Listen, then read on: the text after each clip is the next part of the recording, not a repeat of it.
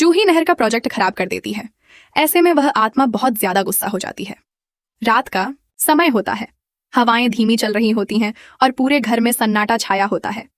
तभी जूही अपने कमरे की ओर जाती है। उसे बिल्कुल भी अंदाजा नहीं होता कि उसके पीछे कोई आत्मा चल रही है। जब जूही कमरे में पहुंचती है तो दरवाजा अपने आप बंद हो जाता है और कमरे की लाइट बार बार जलने बुझने लगती है।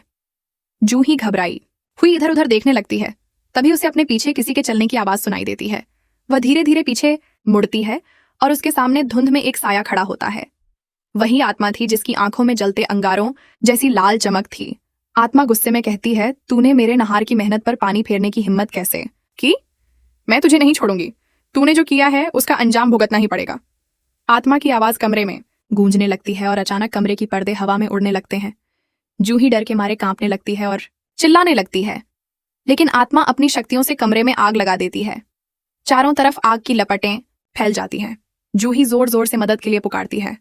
तभी बाहर से रूही की आवाज आती है, जो दौड़कर वहां पहुंचती है। रूही दरवाजा खोलने की कोशिश करती है, लेकिन दरवाजा नहीं खुलता। वह बार बार दरवाजा पीटती है। तभी आत्मा अंदर से हंसते हुए कहती है, तेरी बहन मेरे नहार की मेहनत खराब करना चाहती थी, मैं इसे सजा दूंगी। रूही जब आत्मा की आवाज सुनती है तो उसके रोंगटे खड़े हो जाते हैं। वह डर के मारे कांपती है और कहती है, कौन हो तुम? और मेरे नहार जी का नाम क्यों ले रही हो? वह मेरे पति हैं। तुम कौन हो जो उन्हें अपना नहार कह रही हो? आत्मा गुस्से में आकर दरवाजा खोलती है और बाहर निकलती है। उसके बाल बिखरे हुए हैं, आंखों में लाल आग जल रही है और वह रूही की ओर बढ़ती है। आत्मा कहती है, नहार सिर्फ मेरा है और हमेशा मेरा ही रहेगा। तू बीच में आई है इसलिए तुझे खत्म कर दूंगी। आत्मा अपनी शक्तियों से रूही को जोर से धक्का देती है। रूही नीचे गिर जाती है और उसका सिर दीवार से टकराता है। तभी नहार की नींद खुलती है। वह घबराकर नीचे आता है। आत्मा नहार को आता देख वहां से गायब हो जाती है। नहार दौड़कर रूही को उठाता है और पूछता है, क्या हुआ, तुम ठीक हो? रूही कांपती हुई कहती है, जूही के कमरे में आग लगी है, जल्दी चलो। नहार तुरंत जूही के कमरे का दरवाजा तोड़ देता है। अंदर से धुआं और आग की लपटें निकलती हैं। वह किसी तरह आग बुझाता है और जूही को बाहर निकालता है। जूही बेहोश हो चुकी होती है। कुछ देर बाद जब उसे होश आता है तो नहर पूछता है, यह आग कैसे लगी? जूही डरते हुए कहती है, पता नहीं जीजू, मैं तो बस कमरे में आई थी और अचानक आग लग गई, मुझे कुछ समझ नहीं आया। नहार उसे सांत्वना देता है, लेकिन रूही के मन में अब भी आत्मा की छवि घूम रही होती है। वह बहुत डर चुकी होती है।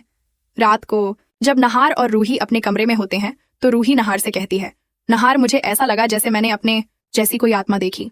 वही चेहरा, वही रूप, पर आंखों में आग, और वह आपको अपना नहार कह रही थी। नहार चौंक जाता है, लेकिन रूही को संभालते हुए कहता है, शायद तुम्हें कोई भ्रम हुआ होगा, ऐसा कुछ नहीं है। लेकिन रूही कहती है, नहीं नहार, मैंने उसे देखा था और वह बहुत गुस्से में थी। उसने कहा कि नहार सिर्फ मेरा है। मुझे डर लग रहा है कहीं वह फिर से ना आ जाए। नहार उसे गले लगाता है और कहता है, डरने की जरूरत नहीं है, मैं हूं ना, मैं तुम्हें कुछ नहीं होने दूंगा। लेकिन रात के तीसरे पहर जब सब सो रहे होते हैं तो खिड़की के बाहर वही आत्मा फिर से दिखाई देती है। हवा के साथ उसका परछाई कमरे में दाखिल होती है। आत्मा धीरे से कहती है, रूही, मैं तुझे नहार से दूर कर दूंगी और तेरे सुख चैन सब छीन लूंगी। अगली सुबह जब नहार और रूही साथ बैठकर नाश्ता कर रहे होते हैं तो नहार उसके पास बैठता है और उसका हाथ पकड़ता है। यह देखकर आत्मा बहुत ज्यादा गुस्सा हो जाती है। उसके चेहरे पर ईर्ष्या की लपटें उठने लगती हैं। कमरे की दीवारें हिलने लगती हैं और शीशे अपने आप टूटने लगते हैं। नहार और रूही घबरा जाते हैं, लेकिन नहार कहता है, यह सब हवा के कारण हुआ होगा। पर रूही जानती है यह आत्मा का काम है। जब रूही स्नान करने के लिए जाती है तो बाथरूम का शीशा अपने आप धुंधला हो जाता है और शीशे पर लाल रंग से लिखा होता है, नहार सिर्फ मेरा है। रूही डर के मारे चिल्ला उठती है। तभी आत्मा उसके पीछे प्रकट होती है और कहती है, अगर तू फिर से मेरे नहार के करीब आई तो मैं तुझे इस घर से मिटा दूंगी। नहार सिर्फ मेरा है और मेरा ही रहेगा। रूही कांपती हुई पीछे हटती है और भगवान का नाम लेती है।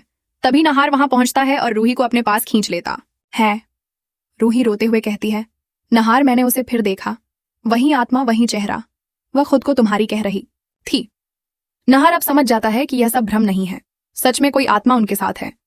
वह रूही को गले लगाता है और कहता है, अब मुझे यकीन हो गया है, कोई आत्मा सच में तुम्हें डरा रही है, लेकिन मैं तुझे कुछ नहीं होने दूंगा। मैं हमेशा तेरा रहूंगा और तुझे इस डर से बाहर निकालूंगा। रूही अब तय कर लेती है कि वह आत्मा से डरने वाली नहीं है, बल्कि उसका सामना करेगी।